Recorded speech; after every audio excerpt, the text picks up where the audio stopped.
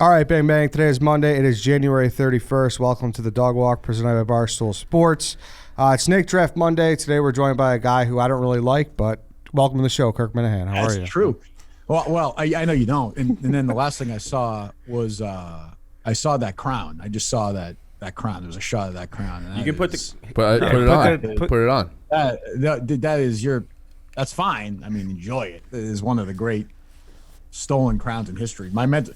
When you put that in your head, you realize that it's because I am mentally unstable. Like that's the only reason you have the title. Yeah, it's like Ali not going to Vietnam. Like, that's why you have it in your head. You don't think we're mentally unstable? I mean, you're mentally unstable for thinking I won't enjoy this any more or less because of you. This is my own fucking thing, pal. Well, I like you guys. So I was very happy that you guys knocked off Brandon. Yeah, guys. we were too. We tried. We accepted your offer. I know. I respect that. I respect that. But I am full barrel in February. So all right, we'll be ready. And can we get a prediction for you versus Brandon Walker one-on-one? I think you have amassed a big support system on the internet for this match. I forget the name of the gentleman, and I hate to use this as an example because it's very sad, who died in the ring against Ray Boom Boom Mancini when I was a child, but that is going to be Brandon Walker will not be alive. His sister will once again have to hold somebody who is passed out. Unfortunately, his dead carcass. when I beat him, well, over under will set at 5.5 points. It's gonna be a beatdown. When is this match taking place? I think we tape it Monday. Oh, Monday, so it's coming up. Big day. Yeah. I'm actually. It's not often I get excited to watch a dozen, and that's no disrespect to Jeff or the dozen to get that excited for a match that I'm not taking part in. But I'm actually excited to see this.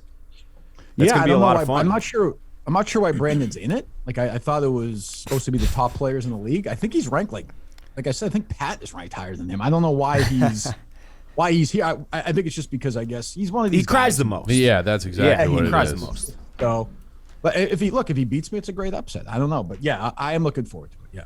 It's true. And so we should say, too, Kirk, so this is your first snake draft, but trying to get you on for a while. You know and you agree that snake drafting something is the mecca of radio. Yeah. That is it. That is a top-tier form of audio. Certainly the most creative thought process one can put when it comes to that and Mount Rushmore. And should Pete Rose be in the Hall of Fame? As a former sports talk radio host, you can't beat it. I mean, that's when you know you guys are firing on all cylinders right now. Should he be in the Hall of Fame? Who's that? Pete? Well, if a gambler like David Ortiz is in the Hall of Fame, then Pete Rose should be in the Hall of Fame. David Ortiz had a and I hate to say this to my the late Barstool employee Jared Carabas, who's a good friend of mine. David Ortiz had a yard sale at his house a couple of years ago where he was literally selling pod tides from his for his laundry detergent at his home. This guy makes Pete Rose look like whoever. So yeah, if gambling is your standard, of course you should be in anyway. Who cares? Everybody. I've given up. I used to say no steroids. I put them all in. I don't give a shit anymore. I used to love Cooperstown. Now it's all fucked because of these that's guys. exactly what I said yesterday. Yeah. I used to if you've been there, it's Mecca baseball. It's great. It's baseball at its purest, but it's shit now.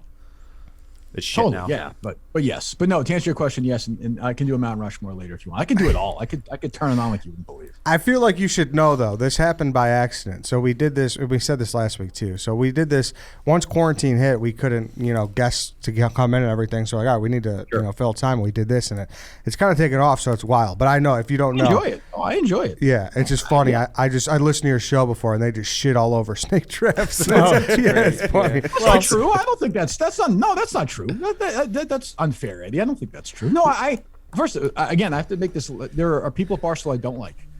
I like. Let's go through the list. Yeah. I like at least two people in that room that I'm looking at right now. Who do you like? Well, who in that room? Yeah. I like Carl. Damn. That means I like Eddie. Okay. And I'm embarrassed to say I don't think I know the names of the other two guys. But I like Ollie. No, I like Chief and yeah. So I like three of the guys. I've always said you're a cunt too, and that was actually going to be my question to you. Just why are you such a cunt? The problem is I really like Joan Cusack, so I think you know what? I don't dislike John Cusack movies. He's a cunt too, but I mean, cunts tend to run together, I guess. I'm saying the actress Joan Cusack. I know his sister. Yeah. Okay. Well, if you're not gonna, if you can be very serious about this, then okay, no problem. I'm not serious, but I'm just Seem a little serious. Just a couple fellas busting balls. It's not like he's Brandon. No, that's true. No. I've said this before. I'll say it again. Big Chicago guy, all the way. We should have you come on out. Thank Kirk. you, Kirk. Yeah. Thanks, man. Let's not get out of control. Well, we'll get Case season 8. We'll find you a Midwest one. We'll do something like that. Yeah, absolutely. Yeah, Absolutely. that'll Sure. be nice. So okay, today's snake draft topic is busts. Busts. One sports, one child star, one movie, one business, one technology / electronic. Dave just One has porn star to blow your load. that's what I thought Dave was just going to take his top 25 nicest pair of No, tits. I do have a couple on there. Yes. I forgot we had breakdowns. I thought we were just doing like open ended. God damn it. This guy's fun. Free swim. No, I'm good. All right, let's make sure Dave I picks have first. a bunch of all of those anyways, so we're good. The only kind of trouble I ran into, and I don't know if you guys this might be a point of contention here at some point, but to me a bust never made it, right? Or do you guys view it as something that was at top at one point and then failed? I don't know. What was your interpretation on that, Kirk? Well, I think the hardest one for me was the child actor one, because they're not supposed to be star.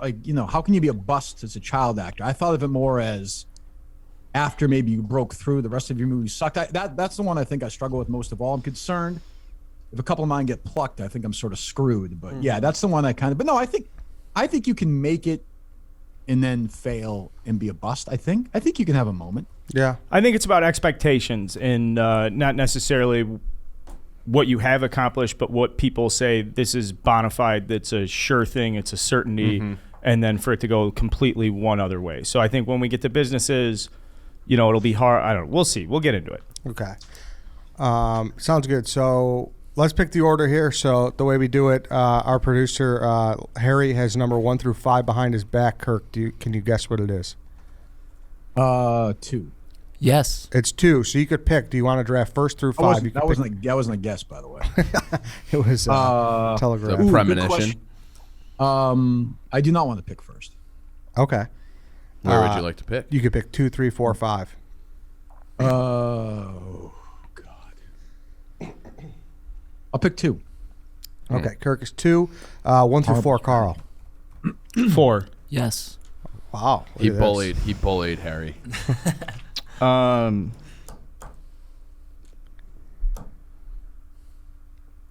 take the third pick. Okay. 1 through 3, Chief. 1. Yes. Holy Hot shit. today. 1, Well, 4, Harry 5. just knows we went long on the intro. Attaboy, Harry. I'll go 4. Okay. 1 or 2, White Sox Dave. 2. No. That's bullshit. He made that up. Of course. He made that up. Of course. So 1. If he did, I like that by Harry. I'll take the 5th slot. All right, I'll go 1. All right, White Sox Dave, number 1 overall. All right, so the order is White Sox Dave, Kirk, Carl, Chief, Eddie. Before we get into it, though, I do want to talk about our friends at Fuzzy. If you have a pet and they're part of your family, Fuzzy knows that there's nothing that compares to coming home to a wiggle butt or waking up to soft purrs.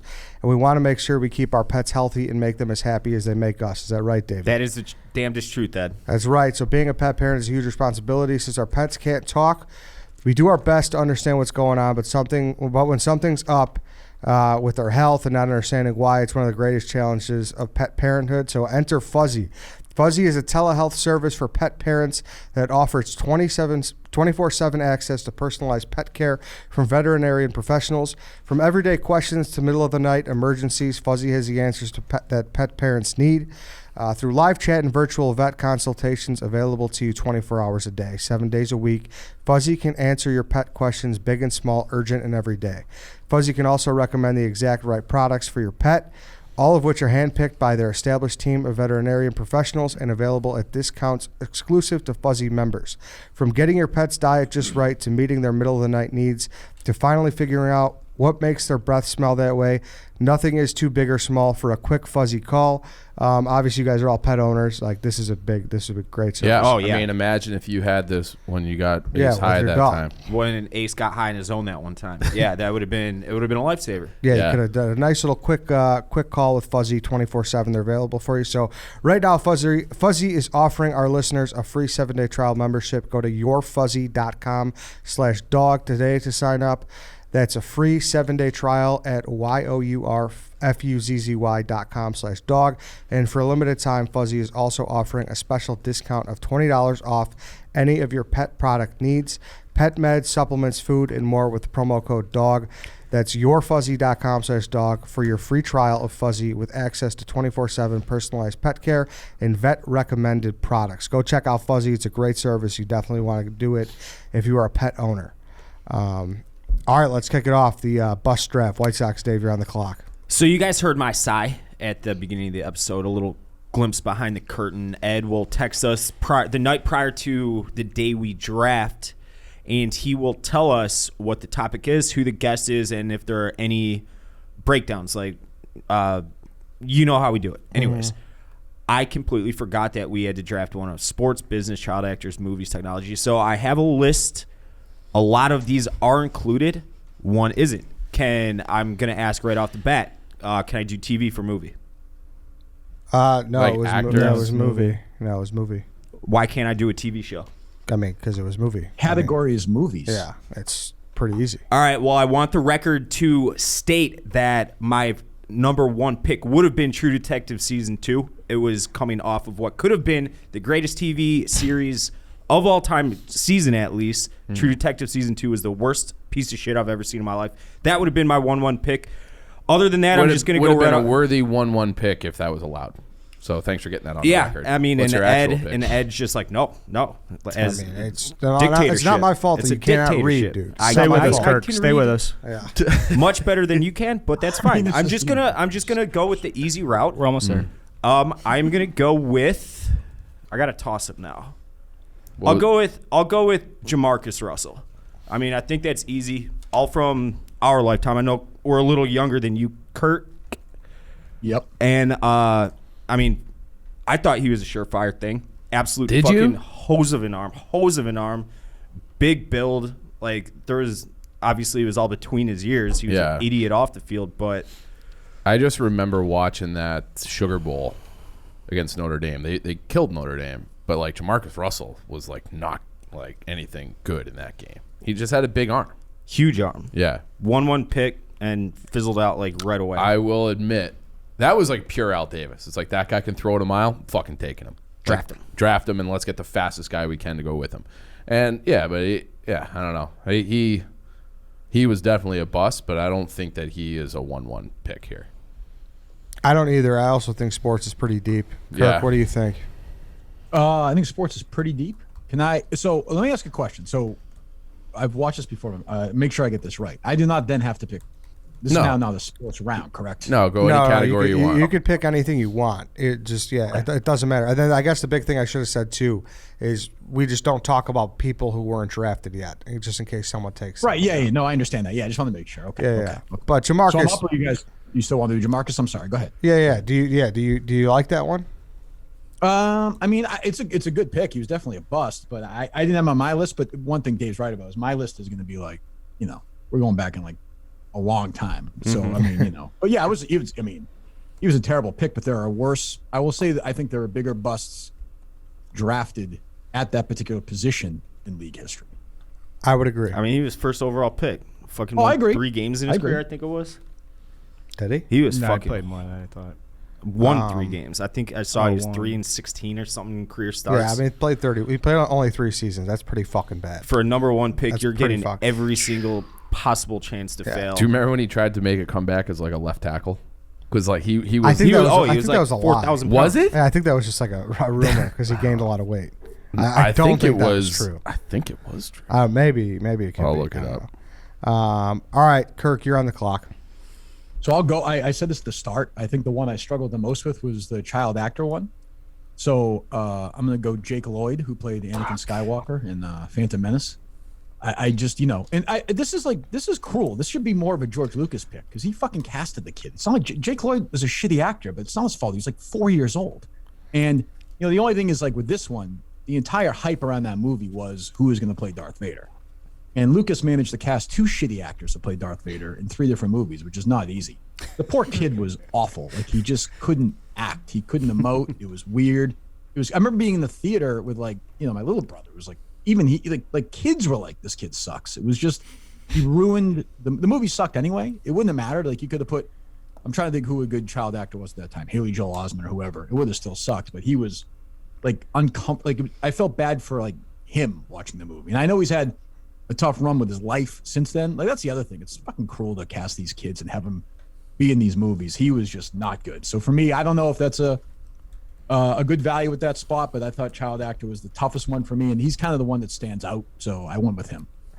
He was on my board. You're the biggest Star Wars guy, Carl. So. Yeah, he was my number 1 child actor. I didn't want to take him in the first round because I thought it would be cruel, though, because he like got bullied out of the public eye. Correct. And he's like obviously fallen off, but it wasn't that he had so much success and didn't know how to handle the success. He had so much negativity and didn't know how to handle the negativity from the Star Wars diehards. He went to college at Columbia College in Chicago. Here? Was he literally 4 years old when he was casted? No, I thought but he's. Did you like him in Jingle All the Way?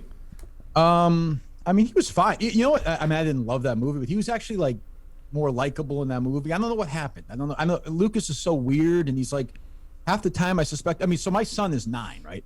Now, like I'm trying to picture my son playing that role, and essentially, I'm sure talking to green screens the whole time, and like floating things. It must have been impossible. Yeah, no, I think it's a good pick because, like you said, I liked him in Jingle All the Way. I really liked that movie, but yeah, the Star Wars fan base just ate that kid up. So it was rough. Really not, like you said, it's not. I mean, it's a fucking kid. It was a losing battle. Oh, they ate him up, dude. I've never seen They ate Star him up. Wars. I can't speak to it, but And he's had like a lot of problems after the fact. So Like he's out of the public eye. Where Star Wars has their like conventions and stuff, and they'll pay anybody who was the fucking bartender from, like episode 4 in the background or whatever, who was pouring the fucking drink. Like he'll come in, they'll pay him $5,000 or something to sign autographs. Like Jake Lloyd won't take any money to go to these things. Damn. Like he's That's completely done and out of that world. it is. It looks like he has schizophrenia too. Oh, shit. Yeah, he's had a lot of problems. That's terrible. That's sad. But if someone was going to draft him, Kirk, I mean, I think you like you guys. I feel like there's a linkage there. Certainly, that's definitely. All right, Carl, you are up. All right, number 3 overall. I'm going to stay in the child actor range. I'm going to take somebody with way more success as a child, but then literally, I think he just got fat. I'm going to take. You said him, Kirk. Haley Joel Osment. It was just a big name as a kid. He was in the one movie with like Robin Williams, I thought it was. Like, but was he in Bicentennial Man? Am I making this up? No, he was not. I've seen that film. Is that good? How'd I do? Real? I tried to do that one naturally. Thanks. You know that's like a Did you know what you were doing there? Okay. Yes. Okay. Yeah. Haley Joel Osment, Sixth Sense, obviously great, but if you look at pictures of him now, it's like you couldn't cast that. You couldn't even cast him to play a creep. Dude, I mean, he was Sixth Sense. Like, you would have thought that kid was on just the track to be like a megastar. Oh yeah, definitely. That movie's He won an Oscar for Sixth Sense, didn't he? No, he lost, I He believe. was nominated, though. Yeah. He was Which nominated. is unbelievable for how old was he? 10? Yeah. And he was the lead. He was the lead in Spielberg's AI a couple of years later, and he was in that movie with Kevin Spacey and Helen Hunt. Like he had his time, but yeah, it's weird when He just it's fell like, off the face. Yeah, you get older, and you're right. Now he's not recognizable. It's very strange. You can tell it's him, but like a really beat up, fat version of him. Did anybody here watch the show Silicon Valley? I know what it is, but it was an HBO like sitcom, pretty funny show. He had like a recurring role in that he was decent. So like that was probably he still sticks in the public eye. 4 years ago. I mean, he like does that. movies. He's been in a movie every year pretty much since, But he's not the megastar that everybody thought he was going to be. Yeah. After Forrest Gump. Did he Nice have thing AIDS is in Forrest Gump? to my understanding, I don't know that there's any like legal issues or like he was abused by parents or anything. I think he just had a good career as a kid, and then the opportunity started to dry up, and the idea that he would be a heavy hitter never really came to fruition. I think that's all there is to say. Yeah, I think he's doing well, seemingly happy, which is fine, but never became that household megastar. So yeah, I think it's a good pick. I do agree. I'm just looking. I think the last thing I remember him in was the Entourage movie, and it was still like, it's just not That's right. He was weird, in that, yeah. yeah. weird. You know what he was in, which I saw, was the Netflix movie with Zac Efron when he played Ted Bundy. Yeah. He's actually in that, like pretty significantly in that movie. Was he was he actually good? not bad. I saw that too when it came not out. Bad. He plays like her boyfriend, like later on. Her coworker. I forget who the woman who is in that movie. He's actually not bad in it. Yeah, like that's a tough part. Is he? I think everyone will say even he's just not bad now, but he just like Yeah. what we thought he was going Right, to be. It's right. You thought he Yeah. was going to be that A-list, Yeah. the A-list. Is there anyone that was huge as a that kid lived up to it. and then had the big time, other than DiCaprio? Yeah, I guess DiCaprio would was be easy, the only yeah. one. I don't know. Would you say Bateman? He was big, right? He was a big child. Yeah, he was a star. child actor. But he went away for a while. Jodie Foster was a big kid Yeah. actor. Yeah. You know, Ron Howard was a big kid Yep, actor. that's You right. Yeah, know, it's true. You know, Did he Drew act as an Barrymore- adult or just do directing? No, Directing? no, yeah. Drew Barrymore came back. That's true. You know, Yep. But Okay. I mean, There's for some. everyone that Elijah works- Wood, huh? Yeah, Elijah Wood. He's still around too. He's all right. Too long. Sean Astin for everyone who Astin's Sean Astin. There we go, Lord of Sean the Astin's comeback was Lord of the Rings, right? After Rudy and I feel like it was a big the gap Goonies between and Rudy shit. and Right. Yeah. Lord Oh, of the yeah, Rings. Josh Brolin. I mean, but for everyone that works, there's like 30 that don't burn out at least. Yeah, it's true. All right, I think that's a great pick. Chief, you're up. I guess I'll stick in that category too. I do think it's the thinnest, so we'll do a run on that. I'll take Lohan. So Yeah. Lohan, The Parent Trap, and then she probably peaked at 18 or whatever she was in Mean Girls, and then it was just nothing. she was like What a 25-ish. peak. But Was she though? I think so. No. I don't. I I don't think think she she's was. 25. I think she was still pretty young. She's around our age, yeah. She maybe a year older. I think she's your age, Chief. Yeah, I'm pulling it up. So she Born in is. 86. She's 35. So that movie came out in 04. So she would have been 18. I did not know that. But yeah, so I remember she was like the it. Oh, girl. yeah, My like personal definitely. number one because I got a little weakness for redheads, and she was it in that movie, and then she just completely fell off. So Yeah, she's a obviously- crazy person. yeah, She's she a had, nutcase. she had. I think she's got lunatic parents, and I think she had some substance issues, and just never really got it back together. I don't know how many times she was arrested, but I would say that is a pretty big bust. At least a handful. Yeah. At least a handful. Yeah, she's a definite bust. Great pick. That would have been my next pick. So you just snaked me. I think that's a great pick. The Parent Trap was like a good It's a movie. bit, yeah, and for it to be a remake too. Like usually Yeah. those don't go that well, but she, it's a good movie. And then she had a couple as a kid, and then that was it. You're a Lohan guy, Kirk? No, I mean, she's, again, it's sort of just like generational miss. Am I right? Did she have a music career too, or is that wrong? She tried might have to. had like a single or something Yeah, like she that. tried to. Yeah, It was like Paris Hilton shit. It was awful. Everyone tries a single. Every like kid star. It's weird. Every Yeah. single one of them always try music. It's bizarre. I Yeah, don't really and know why. Even if they can't sing, it and seems I like think they have to. Do it. I think they both do that because Britney did that too. Like she did. I think she was in a couple movies. Yeah. Right. she in the Mickey Mouse Crossroads, Club? was that one of them? What's or- that? Crossroads, is that the name of it? I thought that Yes. was Mandy Yeah. Moore. No, I think that was That's Britney. Walk to Remember. That's Walk to Yeah. Remember. Yeah. And I remember hearing a story that if Rachel McAdams wasn't casted in The Notebook, it was going to be Britney Spears. So like who knows? Yeah. So try picturing that movie with Britney Spears. But anyways, that's my pick, Lindsay Good Lohan. pick. Okay, it's to me. I got the fifth spot. I'm gonna go business, and people might say this is recently biased. People will definitely not know what the fuck it is, but it's still one of the biggest flops of like forever, and it's Quibi. Mm-hmm. That was my friggin' pick. Great pick, It's a good pick. Yeah, Quibi. It launched in April 2020. It dissolved December of 2020. And it had like a $1 billion valuation or something. Kirk, what do you remember? Sorry. $1.7 billion from investors. Yeah, crazy. And it was if I remember, the format was supposed to be short, exclusive content. So they would take a TV show and say, instead of doing a TV show and releasing 1 hour episode every Friday, we'll release 12 minutes on Monday, 12 minutes on Tuesday, 12 minutes on. So you would get 60 minutes a week in small, short formats because they're basically just on the premise that our brains can only handle very short bursts. Which I reject. I think everybody is like long form is where it's at. We're gonna do an hour and a half on bullshit because long form is in. Yeah, it was Jeffrey Katzenberg, right? And it Yep. was They raised 1.7 billion. They had all these celebrities, and I think where they missed was like they were paying Reese Witherspoon like $15 million to narrate like documentaries about animals and just stupid shit. They did not.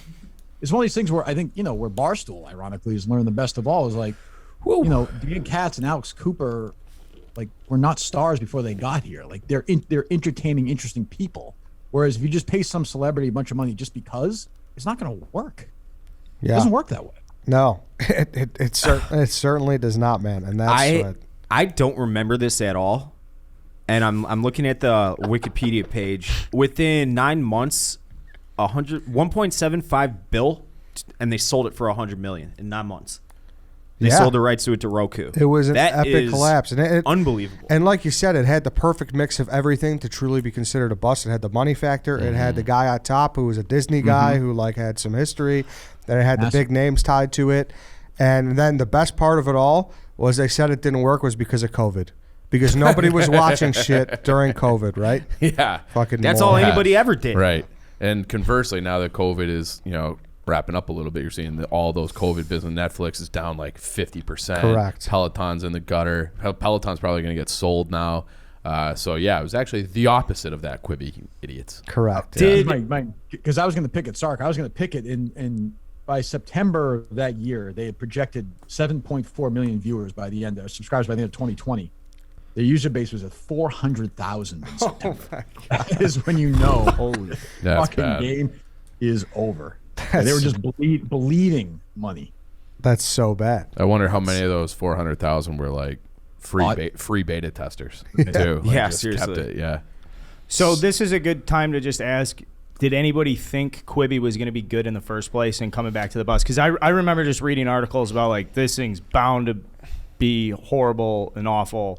So that's the only thing where like I don't know if anybody at any point was like cheering on Quibi. I feel like I didn't even hear about it until it failed.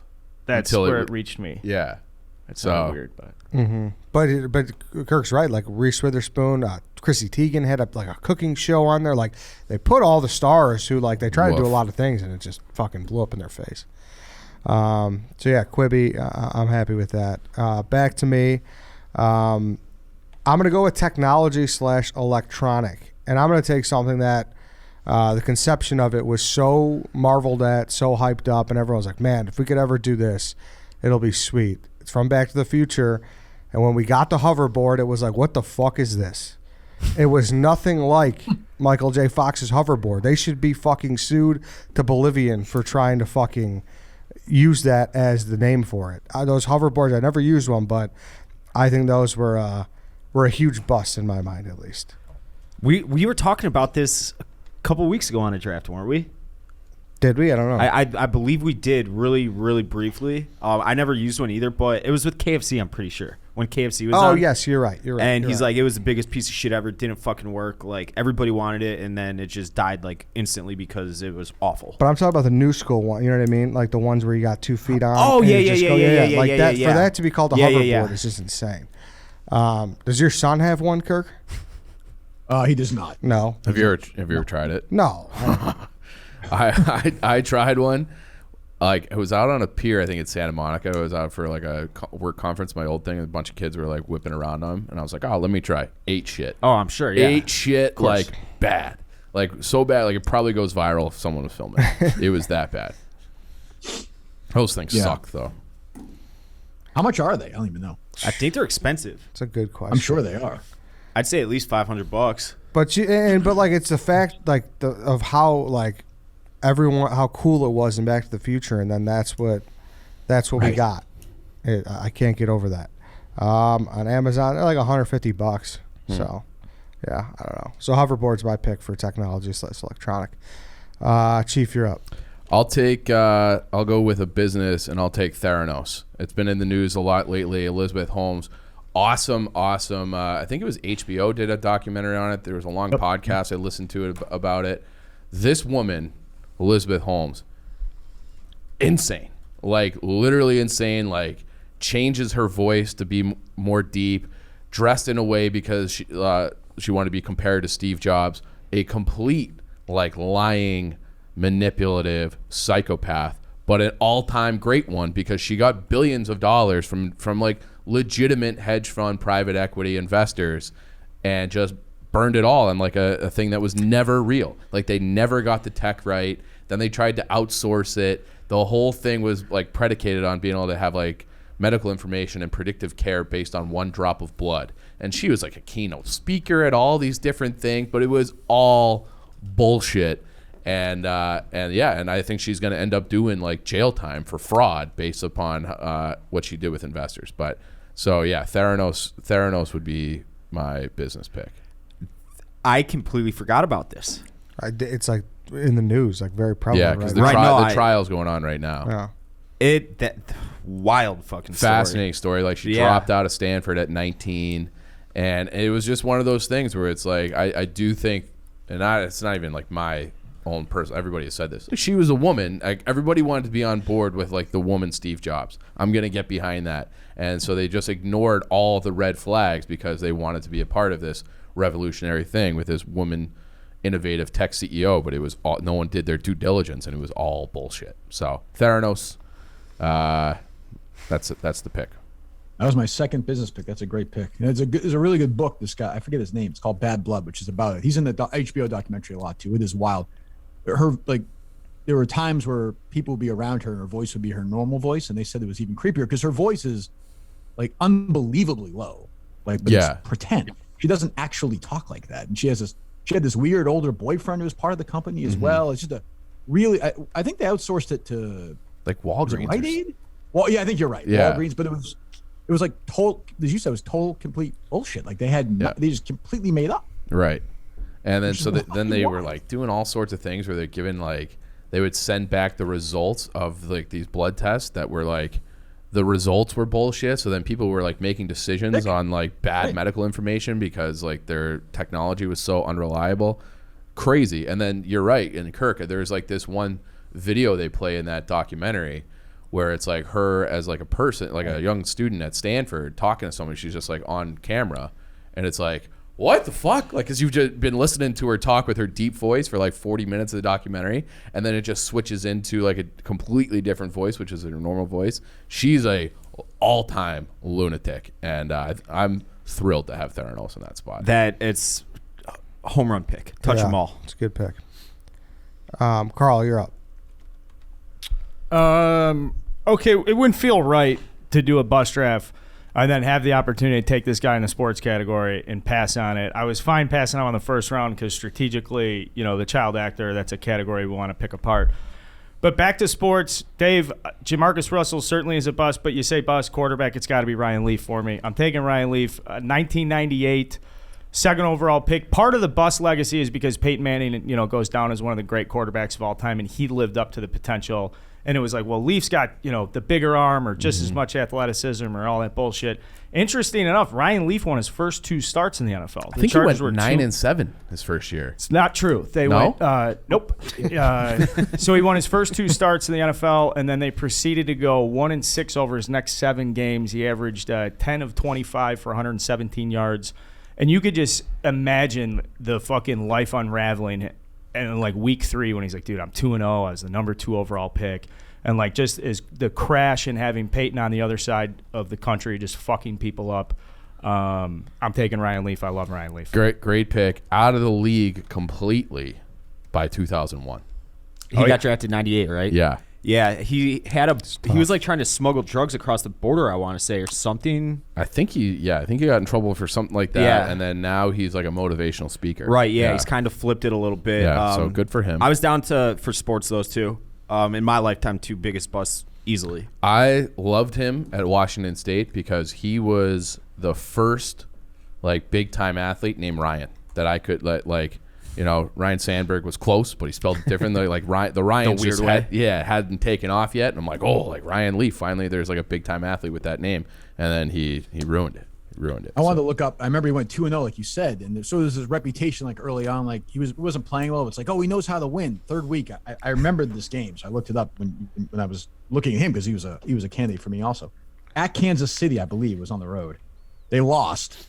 He was 1 of 15. For 4 yards and 2 interceptions in that game. Tough. Which is hard to do. I'm pretty sure I could do that right now. Yeah, that's hard. Throw a screen pass, let him get 15 yards on his own. For you. And then go and that memorable 0 for 14. He flipped out on the beat writer early on that year. I think Rodney Harrison or Junior Seau. I mean, the other Seau had to like separate him. Yeah, it was Seau. Yeah, those teams are pretty talented. And yeah, he was like, I remember at the time watching it and watching them both in college, and I was like, I think Leaf's going to be better. Which is why I'd never be a freaking GM in the NFL. He was big. He had a great arm. I was like, oh, this guy's going to be really good. You're obviously not the only one that thought that. Yeah, and he went to Dallas, right? Is that the last place he was? That was the last stop, yeah. Yeah.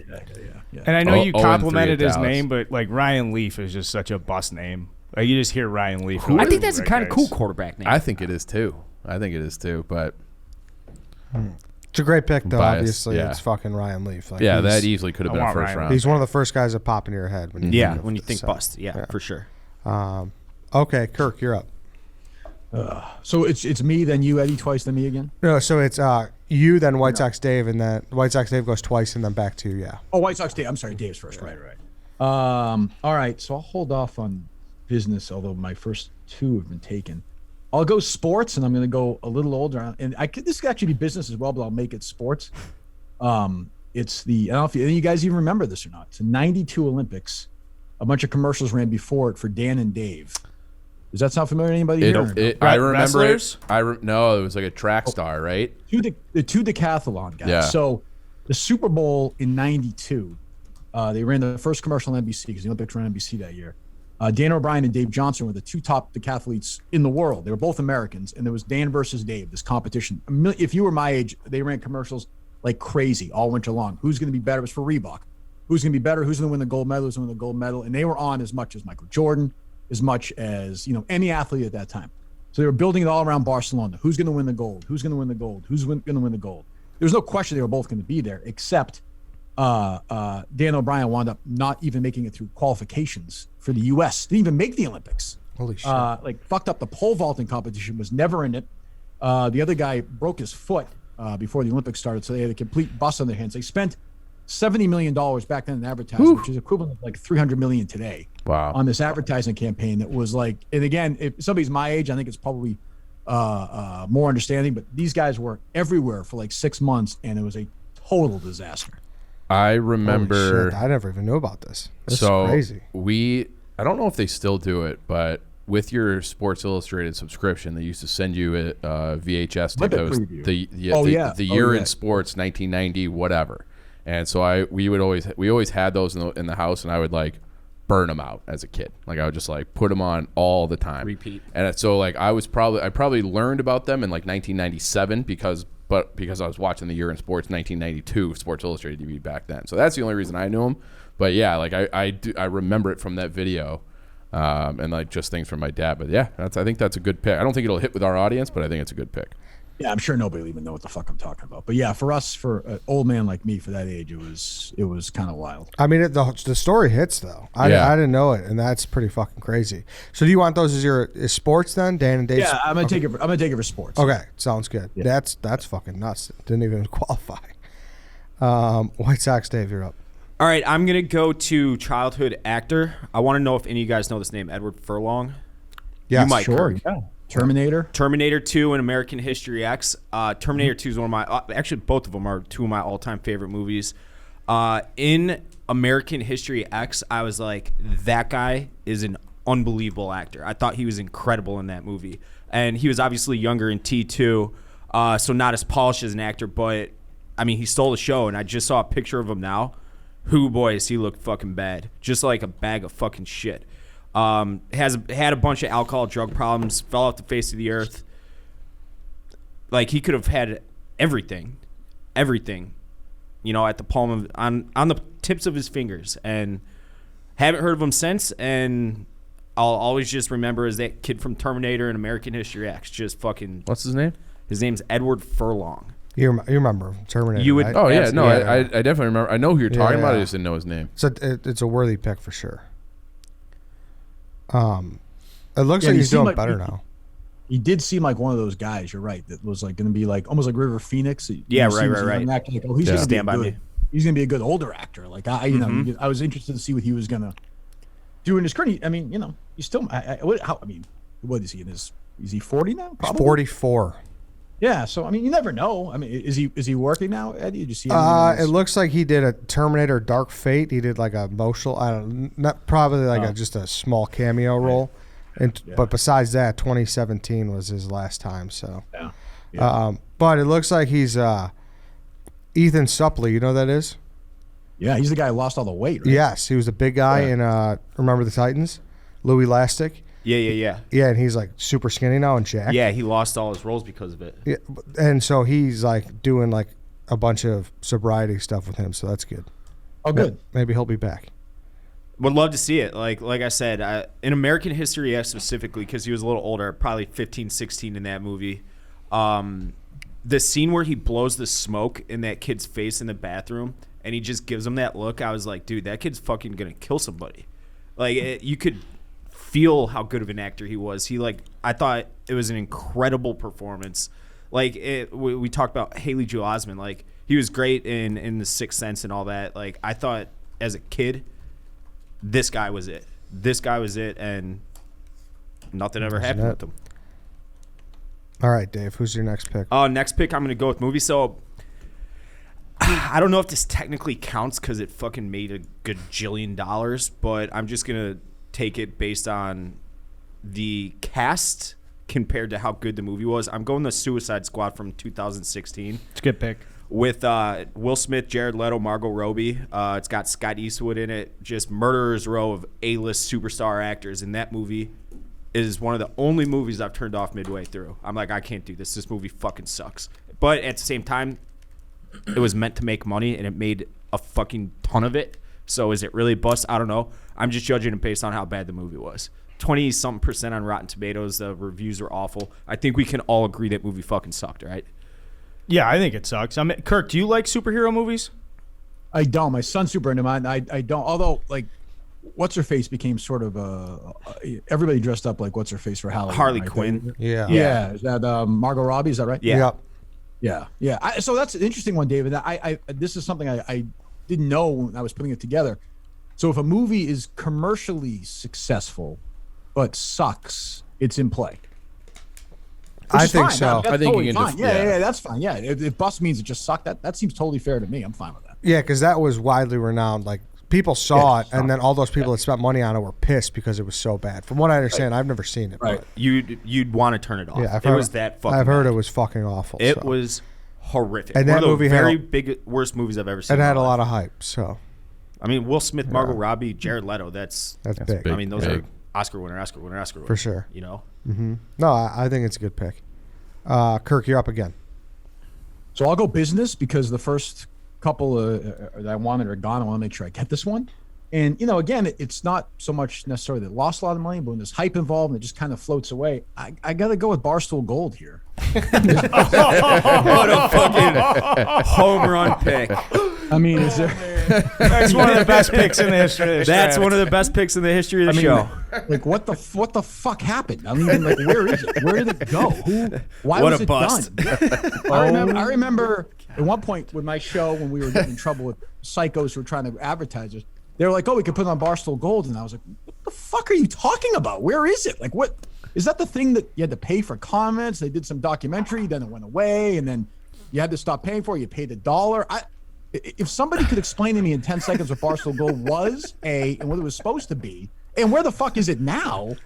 Like, we know what these child actors are more than we know where Barstool Gold is. What is it? It's 6 feet under. Well, realistically, I mean, you know what it was, though. Like, I feel like at that time, and even now, like, everyone needed some type of subscription service, right?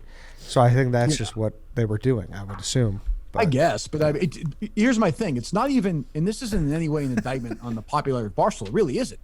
It's just, it was not articulated properly. Because I was more of I wasn't even here, I think, when it was first announced. I don't think so. So That was somebody- like 2016 or 17. Yeah, so somebody who was a consumer at the time, 17, maybe 18 even, I don't even know when it started. But I was like, I don't know, what am I doing? I don't think it was ever articulated properly. So, I mean, and there's, there's no way. I mean, it is the definition of a bust. Yeah, it did. Yeah. It was a Wow, buzz. what a bust. Great pick. I mean, I There- was happy with it. Portnoy and Erica would both be like, yeah, you know what? That was bust. Well, Dave never wanted to do it. He's Yeah. on Yeah, record that's true. saying That is Oh, true. totally. Yeah, completely. Yeah, I think it was more from the people It upstairs. was the churning group, Yeah, from what yeah. I recall. Yeah, which I get. And Eddie's Yeah. right. I think at that time there was a real And you learn as things go on. But at the time, there was this real idea that like we need subscriptions. It was like $1 or something. Is that right? A I dollar forget a how month, much maybe. it was. Years? I mean, because I don't even- like WEI definitely had a subscription service of some type, right? Or no? I don't think so. No, I don't think so. I don't think so. Maybe I don't remember, but yeah, I think that was at the time everybody was doing that, right? And now I think we know it generally doesn't work that way. Generally. No, that's a good pick, and that was. Did anyone else have that on their board? I did not, but I that's a slept great. on it. That's a great. I mean, pick. that's the best business pick by far. I mean, for the purpose of the show. Well, I mean, Yeah. yeah. Quibi raised 1.7 billion. Of course, but There, like, but it was a good Right. pick. That was sort of my battle line. Was it didn't nobody was harmed, nobody lost their job. It's not like Quibi, but it's more like just so Not enough. vague. Not enough people saw the Barstool documentary though. That's true. That's true. That's true. Yeah. All right, Carl, you're up. I got time to do business because you and Chief Follow, you guys both have your business. Movies tough. Let's go technology, electronics. What's the category again? Technology / electronics. Okay. I'm gonna take. There's sexier names. I'm gonna take the Sega Dreamcast. that was the only one I wrote down once I realized we had categories. Sega Dreamcast was launched around late 1999. Let's just say the fourth quarter of 1999. By the end of the first quarter of 2001, so less than 18 months later, Sega was completely out of the hardware game. Yep. Like, they just went from, we're going to do the Dreamcast because technology was on the market now that they could do more 3D shit. Sony was picking it up. Nintendo was doing their thing. And Sega was like, fuck it. The Sega Saturn sucked. We're going to get back into this. Let's throw our fucking money behind the Dreamcast. And it was supposed to be more affordable. And I remember putting that controller in my hands and playing, It's like, like NFL 2K or Yep. whatever it was for the first time, and just being like, I will never spend enough time to get comfortable with this fucking thing. it was I had like a a Dreamcast. fucking. I had a Dreamcast. Of course he did. Yeah. My buddy Paul had it, and it was the same thing. I think he got it for Christmas or Yeah, whatever, same. and we played it. I mean, dude, Couple times. it flopped so hard that they got out of the hardware game altogether. Yeah. That's Yeah. fucking crazy. Yeah. I think a lot of it had to do with in early mid 2001, I believe it was. Xbox and Microsoft came out, or No, Microsoft came out with I think Xbox. no. PS2 buried it. PS2 buried PS2 it. put it PS2? completely out of business. Then Xbox came out and started competing with PS2 Yeah. because Microsoft was like, holy fuck, look at all this money Sony's making Mm-hmm. off this stuff. And then the early iteration of the Xbox sucked because the controller was too much like Sega. They so changed then it right away, instantly. instantly. And how that quick thing was, did Xbox 360 come out?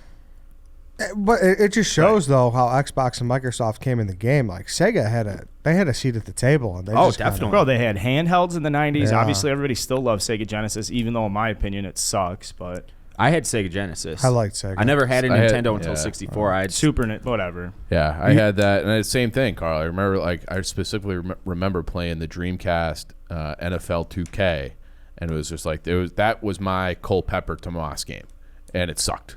like that system, it was just not good. It's just not good. So good pick. Did you have a Dreamcast, Kirk? I did not. No. My video game knowledge is limited, as you'll find out later on in the draft. That's good to know.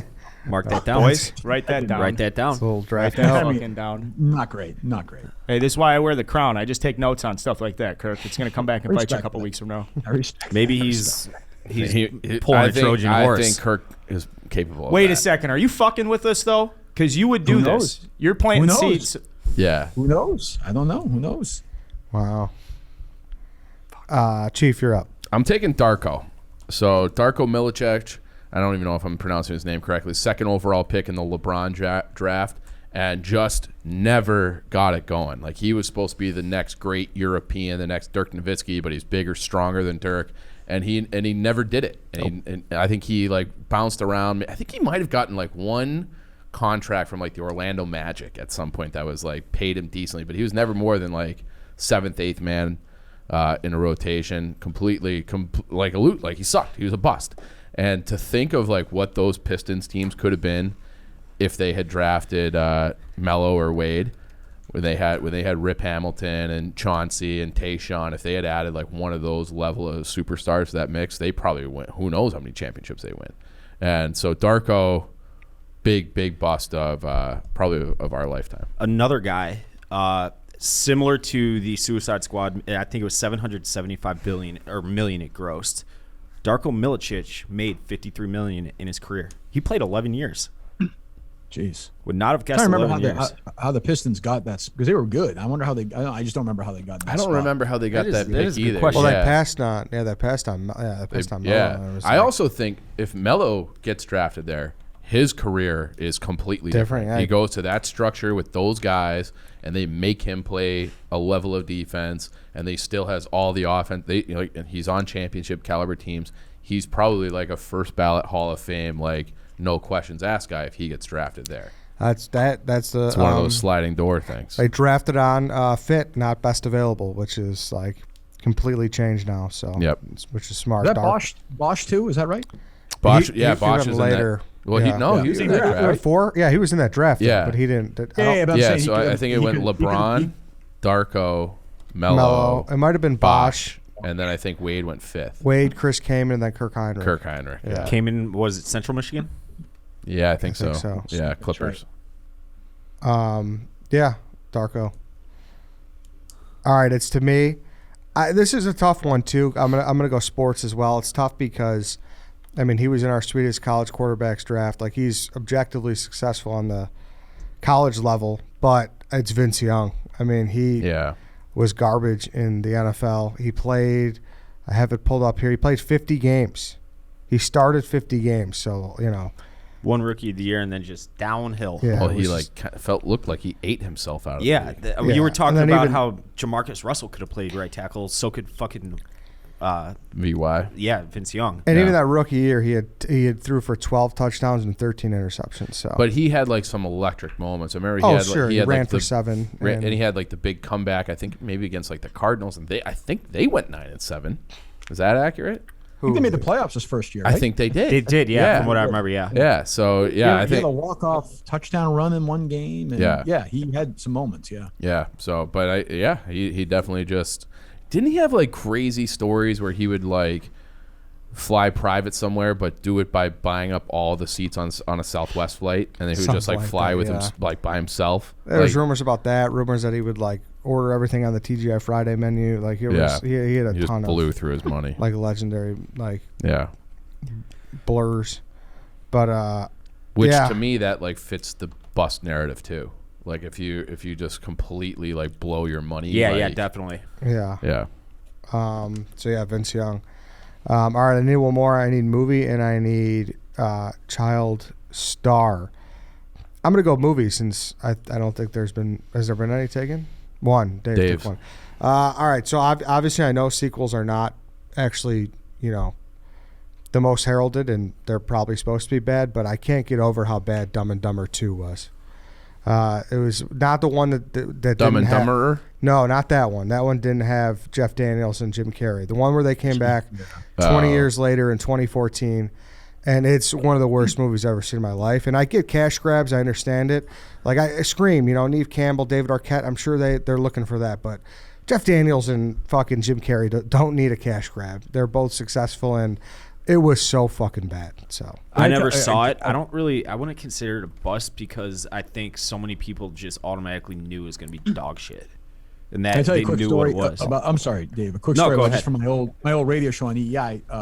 My partner Jerry Callahan and John Dennis at the time. The Farrelly brothers they were in a bunch of their movies. John Dennis was one of the bowling announcers in Kingpin. Like they were in their movies a lot, and they were coming on to talk about Dumb and Dumber 2, which I think was spelled T-O, right? That's part of the joke. yeah, Yes, uh-huh. yes. And we saw it, and it fucking sucked. But these guys wouldn't admit it sucked because they just would lie to themselves. We had the Farrelly brothers on, and it's one of the few times in my career I had to pretend that it wasn't fucking awful while I was interviewing them. And I remember it ended, and I turned to Jerry and I was like, you didn't really think that movie was good. And he said, no, you're fucking crazy. It sucked. And then we went to, it was so, because Dumb and Dumber is one of the, 20 best comedies ever. And this was, just felt like a complete, we have no ideas. We want to make a movie. Let's just get paid and make a fucking movie. It was terrible. That was the Farrelly brothers? Yeah, dude. That's I what I'm didn't- saying. Yeah, that's why. Okay, I take it back, then that's a bust because those guys I hold to, I high expect esteem. greatness. Yeah. Like something about Married, like those movies, like A+ movies. And that movie, I haven't even seen it, and that movie sucked. Dude, it was I had so no idea. bad. Like It I was- figured it was just they fucking Jeff- sold the rights or something. Jeff gave it a 9 out of 100. Ken Jack gave it a 1 out of 100. That's a bust. Yeah. What year was that? 14? 14, yeah. year It was was it? 14. exactly 20 years later. And that's why I was like, oh, and I'll buy into that. Like, if you get everyone together, it's like, all right, you want to think like they really care about their work. Because like you said, it's probably a top 20 comedy of all time. And then for them to trot that out there was like extremely disappointing. It was a fucking bust. Comedy sequels almost never work. They just almost never work. Yeah, I don't know why it is. But Yeah, I they wonder why almost that never is.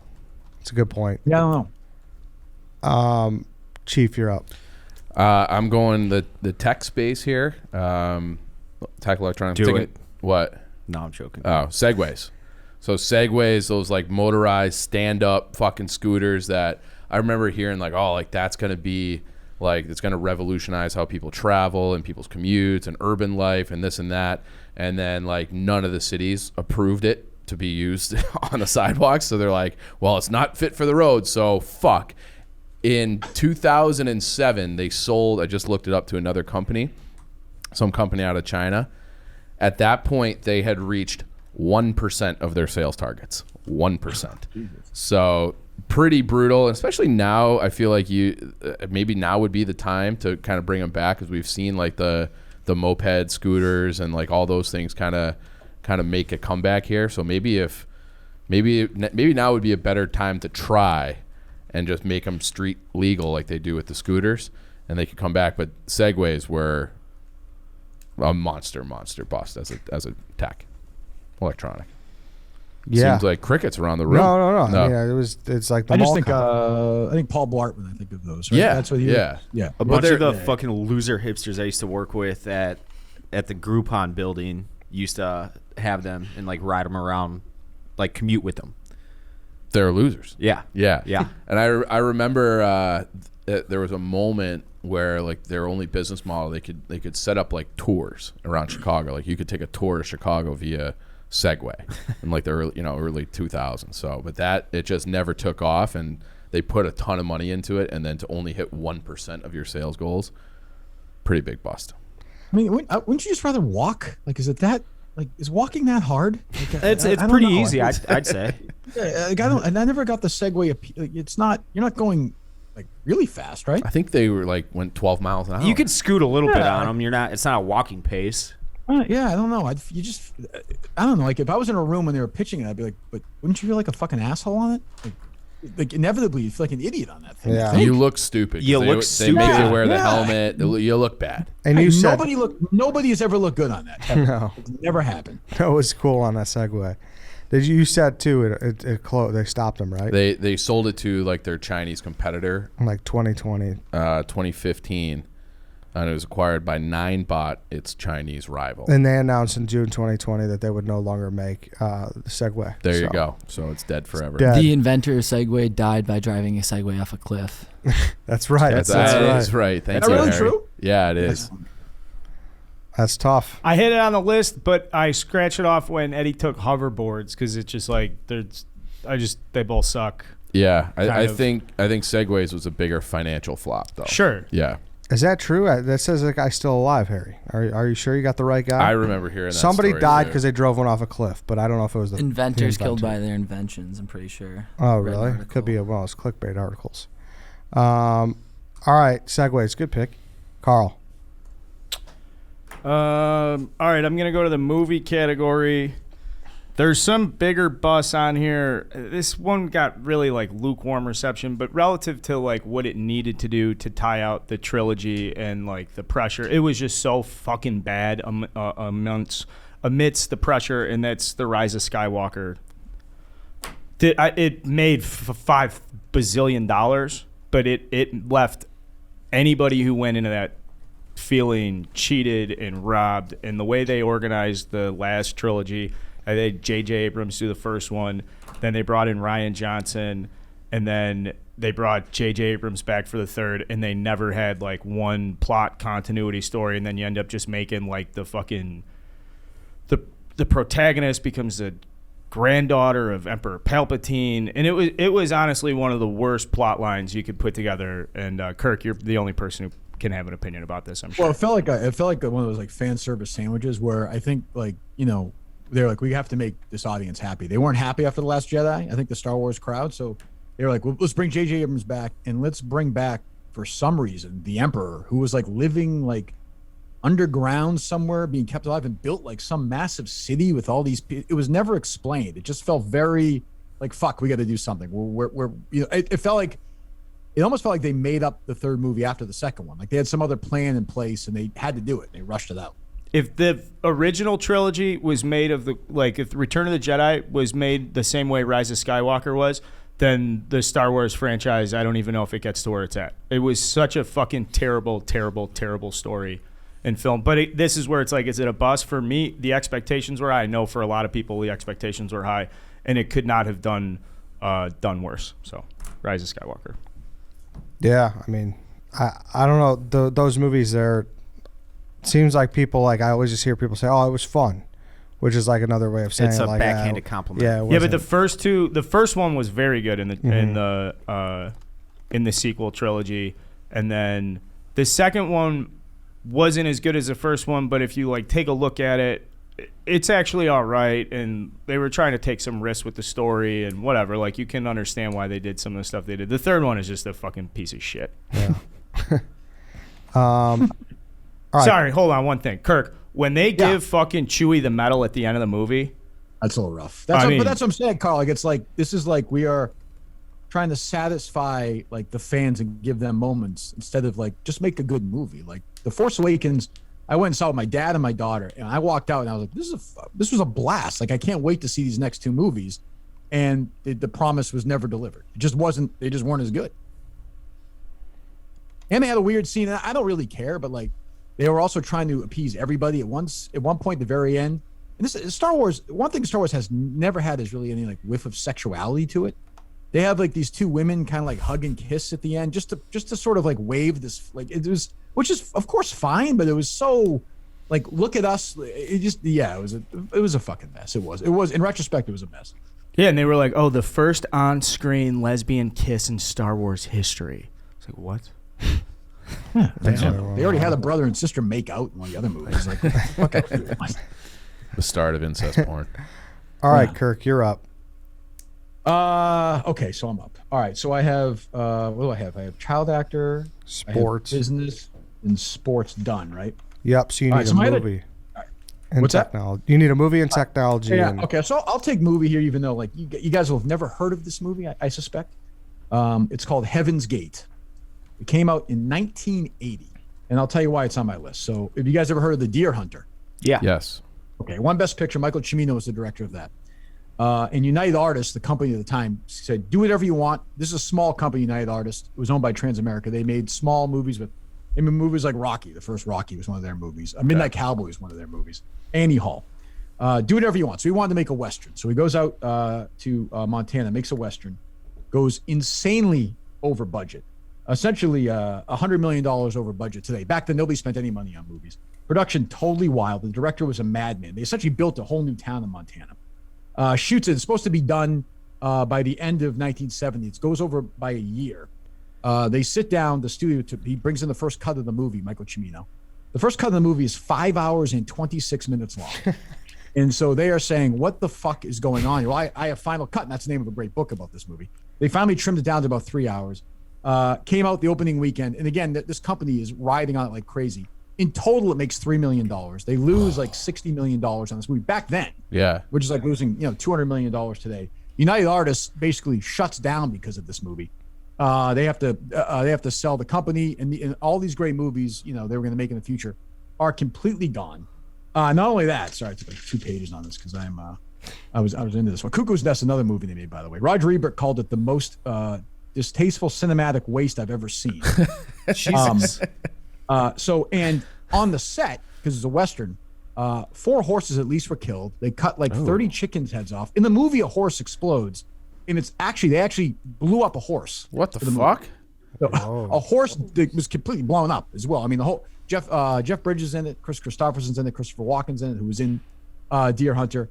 And this guy Michael Cimino essentially snapped there, never made a good movie again. Now was recut. I would hope not. I hope he's in prison for fucking animal abuse. He's dead. Well, he's dead now. Well, but, good. He made some movies that they were never any good. That he made later released a shorter cut of this that some people say is good. I think it's an awful movie, but it's sort of like the first real famous big budget flop in movie history that sort of set the scene for the 80s and kind of kicked the 80s off that way. It's probably, if movie people probably say one of the three biggest disasters in movie history.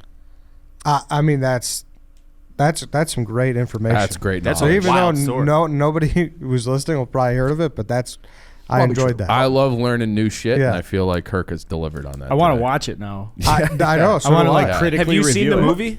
I've seen the movie. Yeah, I've not seen the. And by the way, they on one of the DVDs, the 5-hour and 20-minute cut is available, but it actually looks great. The movie, but it's a mess. It's like a director jerk off thing. Like it's just way too much. To me, it didn't work. Some critics pretend they like it now, but yeah, it's wild. This book, Final Cut, it's the guy who was producing the movie, and I mean, this guy, like, it was costing him, I think, $350,000 a day back then to make a movie, to shoot the movie. And one of the days, the director held everybody, didn't shoot a thing. He saw a cloud like way down, and waited for the cloud to come over their head so he could shoot it.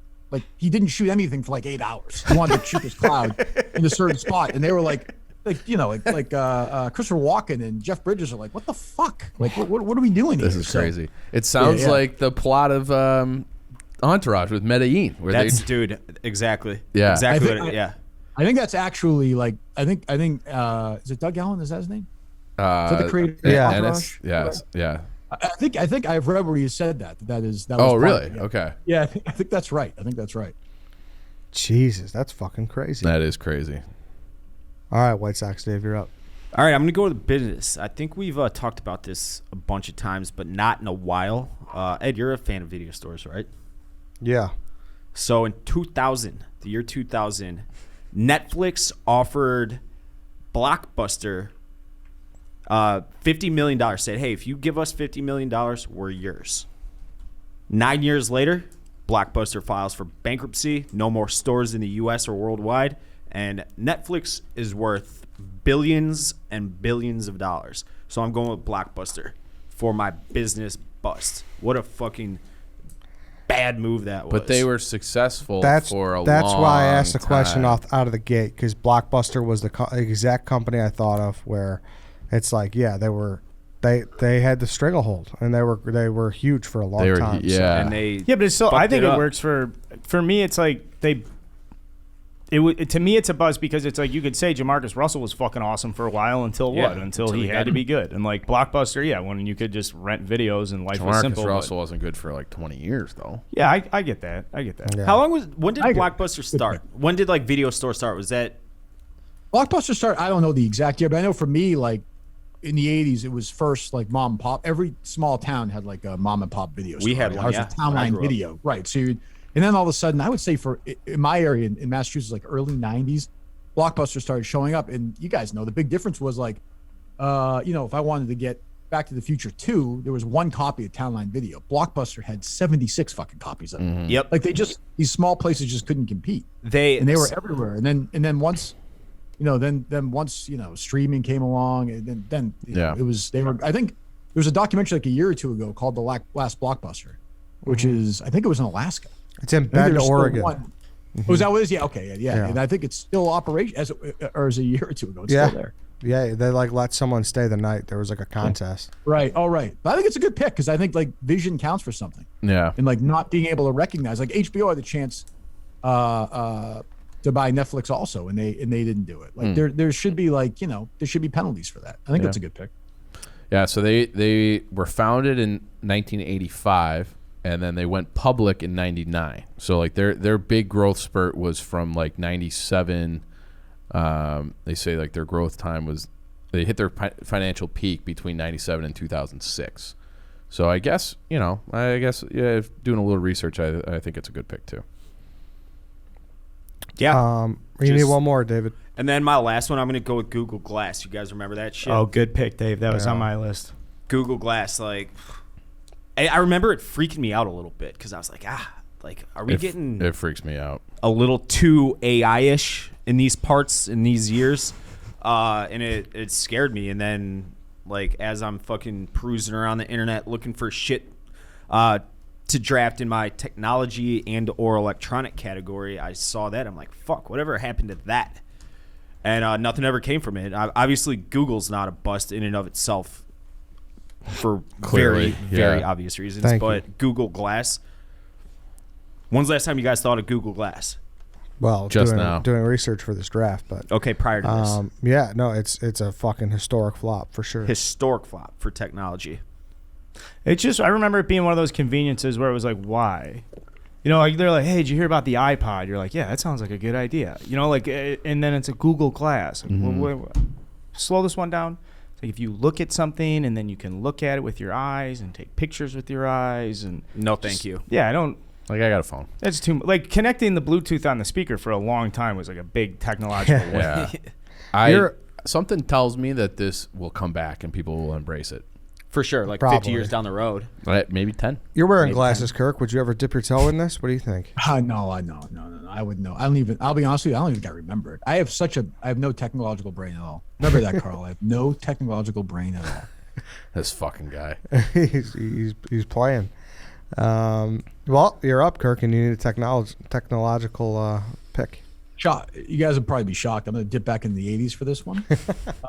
It's probably the last video game I played. I got it for Christmas in 1982. It was the E.T. video game, which essentially sunk Atari. Like, Atari was everything. The E.T. was the biggest movie ever when it came out in 82. They wanted to rush it out for Christmas. They tried to make it in 5 weeks, which back then was impossible. The game sucked. Total disaster. The thing about the game is it had, like, no plot. Like, you were... I remember playing as a kid, even as an 8-year-old. I was like, this makes no sense. Like, E.T. goes down on the ground and is trying to find a phone, but there's no solution to it. But it lost so much money. They brought 5 million copies out. It sold just over 1 million. So it was 4 million copies. And famously, they buried a bunch of these copies in, like, New Mexico underground. A couple of years ago, they found them. Like, they didn't know what to do with them. They had like 4 million you guys remember what the old Atari? Yeah. It was like Sega. It was like cartridges of it. They buried them all like underground. They finally dug them out. For years, people were like, oh, they're underground. It's like, oh, that's a myth. It's bullshit. It was actually true. They didn't know what to do with them. There were so many of them. Was there like And, an alien connection for the New Mexico burial? Like, hoping It's a good question. I don't know. E.T. Maybe. would I don't know. summon aliens? But Atari was so massive. They lost $350 million in 1980. That's a lot of money. In 1984, they essentially chopped the company up and sold it out. And it was because, I read some interview with one of the vice presidents at the time. They were doing research. And he was like, yeah, the E.T. game just completely ruined us. And Spielberg was behind it. And the designer of the game flew out and met with him. And Spielberg held off forever because he wanted a lot of money for it. That's why they only had 5 weeks to build it. He met with him for a couple of hours. He gave this big pitch, and Spielberg's like, can't you just make it like Pac-Man where E.T. just like, eats a bunch of stuff? And the guy was like, well, we're fucked here. And that was it. That was really it. Yeah, I watched a doc on this before. I think it's maybe on Netflix or something, and it's Yes, that's right. crazy. Yeah, it brought down the whole fucking system. That is crazy. They should have just done that. They should have just had him going around eating M&Ms. Like, that would have been the plot of the game. It would have been a lot better. It's like it is. Yeah, Reese's Pieces. Yeah, Reese's Pieces. Yeah. I almost feel like I'm almost traveling from a different time telling you guys these stories. No, I like this shit. Oh, I know, but I feel like I'm 380 years old at this point. It's so disconcerting. How old are you, Kirk? Depressing. I'm 47. Okay. And what's funny is, like, we're like one of the older groups at Barstool. Yeah. Too. That is true. I think I'm the oldest. How old's Am I Large? the oldest content person at the company? Large is 50. I think he just turned 50, Okay. right? Oh, that's right. Yeah. Yeah. How old is Frank? He's same age as Portnoy. There's 44. He's younger than I am. Yeah. Jesus Christ. He doesn't look that old. I wouldn't No, say. he doesn't look like any age. Really. Yeah. I was He gonna does, yeah, say. he looks ageless. Yeah. Ageless. Yeah, he's just sort of like nobody. If you would have told me Frank was nobody- 33 or 43 or whatever he is, then I would have been 80. like, that They makes chipped sense. him. Nobody- They chipped him out of a block of ice, and he just appeared. Because nobody on Earth looks exactly like him, so there's no comparison to it. It's almost like, yeah, it's true. Like, how old are you, Dave? I'm 33. You're 14 years younger than me. That's depressing. And Vindog, too, Kirk. Oh yeah, Yeah. that's true. Oh, that's true. He's That's what true. his mid 60s probably. Yeah. I think he's 61. That's true. Yeah. Yeah. I, There you Okay. go. All right, that's good. That makes you feel better. Dave tells me I'm 50 all the time too. So Okay. Good pick. Carl, you're up. Your last pick. This would be a first-round pick in a scandal draft. I got to take it, though. Bus, I'm taking Enron. And give me a second here to explain this. I could take Enron. I could take Arthur Andersen here, one of the most famous accounting firms that dissolved practically overnight for signing off on the financial statements here. Enron was created in the mid-'80s after some energy regulation allowed for free market pricing, and some guys got together in Houston and were like, yo, let's put together this energy company in 1985. 16 years later, it would file for the largest corporate bankruptcy in the history, of like American business, on the back of some of the most egregious financial fraud and manipulation. Interesting, though, is because they were named 6 years in a row by Forbes, the most innovative company. They employed 29,000 people. Their stock price was $91 in the middle of 2000, and like 3 months later, it was less than $1. And it is purely out of greed, corruption, and being like, we're too smart, and nobody can kind of catch up on how we track our sales and our revenue recognition. Because if I'm selling you gas, how the fuck do you know how much gas I'm selling you? And it's coming through these pipelines. And what if it's going across state lines? And like, they just created this whole fucking shadow shell they named Enron Field, which you remember? Yep. Yep. The Astros, Innovative. right? Yep. Yep. I mean, Enron was a household name as a fucking energy company. Can't miss stock, all this stuff. It bombed so fucking hard. They got rid of Arthur Andersen completely. If you guys have ever heard of the company Accenture, they had to like create a whole new company off of this shit because they had to take away the CPA license for the entire firm. Arthur Andersen today, in present terms, its competitors are making somewhere between 30 and 40 billion annually in global revenues. And Arthur Andersen, so take that back in time, it's literally one of the biggest financial services companies, and that goes down in flames with Enron. Enron, 16 years it was around. 16 years, that's it. And fell off in a matter of months. I watched a documentary on Enron in college. We had to watch it for That's called The like a Smartest business Guys in the ethics- Room. Yeah, Smartest It's very Guys in the good Room. doc. Yeah, Yeah. very good. Yep. That's Kenneth Lay, I think that was his name, right? Was that the guy in charge of it? I think that was the guy. Yeah, Kenneth- Ken Lay and his brother was Skillard. Skilling. Jeffrey Skillett. Yeah. Jeffrey is- Skilling. Yeah. Yeah. Right. Or, Yeah, that's a good pick. yeah, That's a great fifth rounder. I had it on my list and I didn't draft it because I couldn't remember all the details of the story, and I was like, is it a bust if they did it on purpose? And I was just like, well, that was the only thing I was waffling on, so I didn't take it. But it's a worthy pick. if I could especially in the compare first it to round. a quarterback, it would be like the quarterback who got by, and it's like Vince Young. Like, yeah, I can run, I can throw, and it's just like, dude, just wait. Like, that shit ain't going to cut it forever. And Or I'm sorry, are all the business picks taken or no? Is it really drafted? yeah, there are. business? Yes. The business is taken. I was in between that and Lehman Brothers. I thought Lehman Brothers Okay. would be funnier, or Lehman Brothers. I don't know how to pronounce it. Lehman. Because of your point about Enron, I was wondering that too about Madoff. Like, was it? Yeah. Is that work because he got away with it for so long and he did it on purpose? Is that a bust? I guess. I mean, I suppose it is, right? But yeah, that's sort of the balance I had too. Yeah, it's interesting. Tough. I think the public perception, naming the baseball field, being like celebrated in for Forbes, sure. is a great place to work, all this stuff. It's still a name that everyone like. It evokes like a reaction. Like everyone kind of like if you don't know all like the details, everyone still remembers like, oh, that's that company. Now they changed that. Sarbanes-Oxley was enacted because of it, which changed everything about the way you look at like fraud and corporate malfeasance and stuff, which then in turn created a ton of new fucking work because there was all these new regulations that companies had to adopt. And when there's new regulations when companies have to adopt, that means you have to go out and you have to hire consultants. The exact type of consultants that Arthur Andersen used to fucking employ. They like fell down through the Enron scandal, and then all their competitors made like hundreds of millions of dollars on these ridiculous contracts. Thank you for that. Yeah. More than that. Yeah. Yeah. Yeah, great pick. What year did that happen? 2001. Yeah, that's like the first major business scandal that I remember being all over the news. All over the news. I would have been 13 then, yeah. Chief, you need a movie. I think this is where I chief myself, but whatever. I'm taking the Lion King live animation, where it had like the biggest cast, everybody around. I went and saw it in the theaters. I was hyped because that was like one of the first movies I remember going to see as a kid in the theater. And I thought that thing sucked. You can't do like, what's it called? The anthropomorphized, where you make the animals look like human. Nala didn't have fuck me eyes, Dave, in that That's movie. a goddamn and shame. if you can't tell that Nala wants to fuck, like, why are we even watching this movie? That's So Great question. Yeah. So like that movie, to me, it just felt flat. And then they I don't know, they PC'd it up a little bit. Like they changed some language of it just enough. And it was just like, what are you doing? And so yeah, a huge cast, Beyonce, fucking everybody. And I saw that movie and I walked out very, very disappointed. How's that? Didn't they do that with Aladdin too?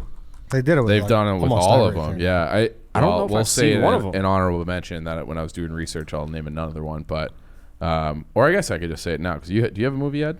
Well, Yeah. I'll just finish. Yeah, and we'll do it. But I do agree with you. I had it on and I watched like a scene. I was like, I can't do this. I'm not doing this. There's no reason to. And it got hyped big time. Like I remember, like when it was announced on Twitter, like people were losing their minds. Childish Gambino was like Simba. Like they had all the cast. names. Yeah. Yeah, it made a fortune, right? Like it was sure it did. Yeah. 1.6 billion. Yeah. Jesus. Crazy. All right, it's to me, Mr. Irrelevant, the last pick here. This is tough for me. I need a child star, and it's very thin. I really wanted Lohan there at the end. I'm going to take someone who I really, really liked as a child star, and it's unfortunate because he's gone down a really bad path, but I'm going to go with Corey Feldman. Yeah. Yeah, Yeah. And it's tough because, like, he's, by all accounts, he's a successful guy, you know? Like, but I don't know. You think of like that kid in the Goonies, and it's like, man, it just did not pan out, right? He's in some of your favorite movies, right? Yeah, I love that. I love Lost Boys. Stand By Me. Yeah, Stand By Me. I love Stand By Me, one of my favorite movies too. And that's just tough. It's just tough. What were the? Got that a lot of Michael Jackson stuff going on there too. Like, Exactly. Yeah. That's why that makes it even Lots. harder, you know? and he is accused. He has said that he's never said the guy's name, but he said one of the biggest names in Hollywood. And I think he actually mentioned Sheen as well at one point. But he said that he was like essentially raped for like decades by these guys. So I don't know. Yeah, He never said the name. No, there's been a lot of speculation about the name, but yeah. He talked about it, and then he wanted to raise money. He did a GoFundMe to raise money for a movie to release the name, and then That's right. Yeah, then that had controversy because it was like, oh, like why don't you just release it and like get this monster locked up? So like I said, it's a hard pick. Man, a few of those guys in Stand By Me, like none of them made it. Yeah. Jerry O'Connell. Yeah, he's Jerry our guy. O'Connell, of course. Yeah. Yeah. Shout out Chicago. Yeah. River Phoenix, Will Wheaton. Will Wait, Wheaton's is he- dead, right? What? He died a He's little- not. No. Oh, River Phoenix O'Donnell. is dead. Will Wheaton is still alive. Yeah. I think Will Wheaton's dead. So you don't like that pick then because of that, Kirk?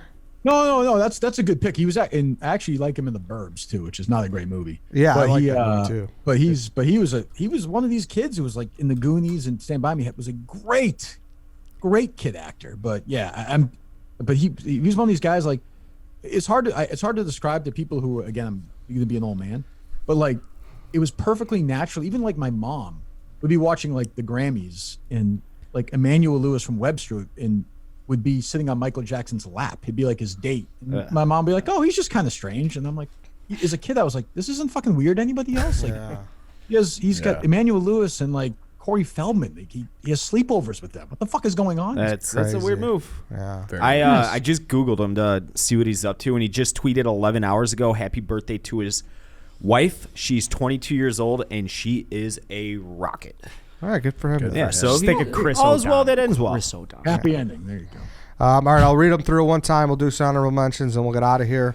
White Sox Dave, Demarcus Russell, Edward Furlong, Suicide Squad, Blockbuster, Google Glass, Kirk, Jake Lloyd, Dan and Dave, Barstool Gold, Heaven's Gate, E.T. Video Game, Carl Haley, Joel Osment, Ryan Leaf, Sega Dreamcast, The Rise of Skywalker, Enron, Chief, Lindsay Lohan, Theranos, Darko Milicic, Segways, The Lion King live animation, Eddie, Quibi, Hoverboards, Vince Young, Dumb and Dumber 2, Corey Feldman. Any other ones? Any other thing else on your board, Kirk, that you didn't get to? I'd say the two, like one of the sports ones I had was that 04 Dream Team that didn't even get a medal. That's a good one. 2004. Oh, And, yeah, that was awesome. They lost to like the Dominican, I want to say, or Puerto Rico. I think so. They just got their shit stomped Argentina. every fucking game. Yeah. Yeah, Andres Nocioni was on that team. Hold on. And Jared Fogle is spokesman of Subway. I had for a business one as well, which did not end well. Tough. Wow. That busted. That busted out. You must have really wanted to draft Barstool Gold then, because that would have been a great pick too. I really Was that did. just a subtle dig at was- Portnoy, or I mean, who's to say which is worse, really? If you look at it historically, it's hard to tell. Hard to tell. Child stars. I had Amanda Bynes. Yeah. The girl who played Matilda. I could have swore she was going to be huge. Mara Wilson. Mara Wilson, right? Yeah. You know who could be actually kind of fit in this category is Macaulay Culkin. He hasn't done anything as an he's in a adult, band. Yeah. but he hasn't. He just got engaged yesterday. Oh, good for him. Yeah, I saw that on Twitter. I think that was more by choice, but he seems to be doing fine. Technology. I had the 3D TV. Do you remember that? Yeah. That was on my yeah. list too. That's good. I remember. never I had feel panned like that out. came out in 06. I had one and of those. I remember. Did you? Did you like it? Yeah, I like that. Oh, okay. I remember going to like a Best Buy and I remember seeing like World Cup highlights on it. So I'm pretty sure it was 06 and putting on the glasses and being like, this is dumb. Yeah. So Carl's laser tag. yeah. You know, it's just like you guys had shitty childhoods, so fuck you. And then my last thing here was the movie Mars Needs Moms. Have you ever heard of this movie? Yeah, it's awful. It's like the biggest box office flop of all time. What is it called? Mars Needs Moms, Dave. So I saw that. I'd never heard of it until. So it's today. like, you know, Disney and Pixar and whatever. It's not Pixar, but that's like the most bulletproof thing you could do in Hollywood. And it was a $150 million budget, and they made $39 million.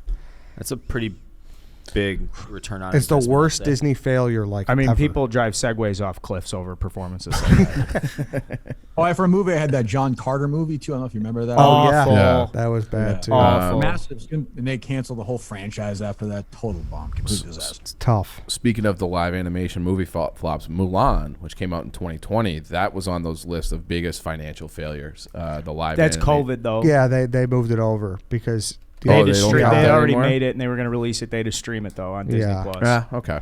yeah. I The have other one was Cats, the Cats movie adaptation. Everybody fucking hated that movie. Everybody did. Disaster, yeah. I have a quick sports. Anthony Bennett, I think. Is, Yeah. If he Yeah. was, that's just such a bad one. And then Josh Fetters, that's a little more personal. Sears Five. Every Cubs fan. for business, but whatever. There's still Sears in like Hoffman Estates or something. Sears a great one. I also Sears had Center. business. I had BlackBerry because like it was also technology, but Yep. I Yeah. thought business because they had so many users. And then movies. Godfather 3 is the number one pick, but I haven't seen it and I don't want to attest to it. My dad won't let me watch it. We've agreed that I won't watch it, and it's just like you'll be better in the long run if you never witnessed this. But I'm sure if I had watched it, then I'd be. And I've Super seen- Mario Brothers is a movie. I remember being very I like that disappointed with movie, that. though. You know, you're a John big John. Goodman? You're John Leguizamo? That's one of your favorite actors. He just had. He was in the news recently. What was he in the news for? I have no idea. Oh, so he said that he would intentionally stay out of sunlight for like weeks on end so he could get light skinned Latino roles. That's what he said yesterday. I saw his name. Really? Yeah. That's interesting. Communism. I was going to take that as like bust? as a bust, like a business model. I had economic Third Reich. theory. They said they were going to be 1,000-year rule, and it was what, a 12-year rule. Not even. He came to power in 33. Yeah. Okay. Then Emily Ratajkowski, for obvious reasons. Tony Mandarich. I remember I had a Tony Mandarich football card, and on the back of it, it said in his senior year against the University of Illinois, he was credited with 17 pancake blocks in one game. Number 2 overall pick. Juiced out of his fucking skull, like poster boy for steroids. Yeah. Never amounted to shit. I had Medellin on my thing. He's actually similar to Darko, where I think he still played in the league for like 8-10 years, but he was a guard, like a starting caliber guard for the Colts, like Robert Gallery too. Oh, that's another good one. Yeah, you know, yeah. like With Robert the Raiders. right? Yeah. And then he like was a bust, and then kind of like figured it out and was a guard in the league for a while. Where would Third Reich be under business? This was the list I had prior to Oh, realizing I'm we had to sorry. divvy it up, and I'm then I sorry. had. I wasn't sure where that was going to land. All right, Kirk. Thanks so much, man. We appreciate you hopping on Sure, with us. guys. Anytime. Awesome. All right. That's it for today, everybody. Thank you for listening. We'll see you all tomorrow.